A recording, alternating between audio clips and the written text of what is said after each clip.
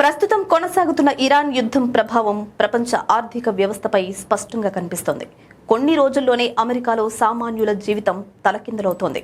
ఇప్పటికే ప్రముఖ ఈ-కామర్స్ దిగ్గజం అమెజాన్ తన డెలివరీపై ఫ్యూయల్ సర్ఛార్జ్ విధించింది. మరోవైపు గృహ రుణాల వడ్డీ రేట్లు 7 నెలల గరిష్టానికి చేరుకున్నాయి. సోడా బాటిళ్ల నుండి ఇంటి శుభ్రతకు వాడే క్లీనర్ల వరకు ప్రతి వస్తువు ధర పెరిగే అవకాశం ఉందని ఆర్థిక నిపుణులు హెచ్చరిస్తున్నారు.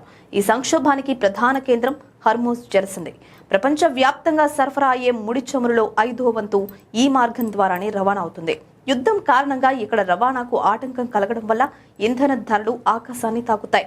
బ్లూంబర్గ్ ఎకనామిక్స్ అంచనా ప్రకారం ఒకవేళ ఈ జలసంధి మరో 3 నెలల పాటు మూతపడితే ఆయిల్ ధర బ్యారెల్కు $170లకు చేరొచ్చు. ఇది 6 నెలల పాటు కొనసాగితే ప్రపంచం మొత్తం ఆర్థిక మాంద్యంలోకి జారిపోయే ప్రమాదం ఉంది. ఇప్పటికే ఆసియా దేశాల్లో ఇంధన వినియోగంపై ఆంక్షలు మొదలయ్యాయి. పెరగనున్న ద్రవ్యోల్బణం, అమెరికా అధ్యక్షుడు డొనాల్డ్ ట్రంప్ యుద్ధం త్వరలోనే ముగుస్తుందని ధీమా వ్యక్తం చేస్తున్నప్పటికీ క్షేత్రస్థాయిలో పరిస్థితి భిన్నంగా ఉంది. అమెరికాలో ద్రవ్యోల్బణం ఇప్పటికే 3.1% ఉండగా బ్యాంక్ ఆఫ్ అమెరికా అంచనా ప్రకారం ఇది త్వరలోనే 4% చేరుకోవచ్చు. కేవలం పెట్రోల్ మాత్రమే కాకుండా ప్లాస్టిక్ తయారీకి వాడే ముడి పదార్థాలు, అల్యూమినియం, హీలియం వంటి పారిశ్రామిక వస్తువుల సరఫరాకు కూడా ఆటంకం ఏర్పడింది. దీనివల్ల కార్ల తయారీ నుండి కాస్మెటిక్స్ వరకు అన్నింటి ధరలు పెరుగుతున్నాయి. వ్యవసాయంపై యుద్ధ ప్రభావం, ఈ యుద్ధం ఆహార భద్రతను కూడా ముప్పులోకి నెడుతుంది. ప్రపంచంలోనే ఎరువుల తయారీలో కీలకమైన 3 దేశాలు ఈ యుద్ధ ప్రాంతంలోనే ఉన్నాయి.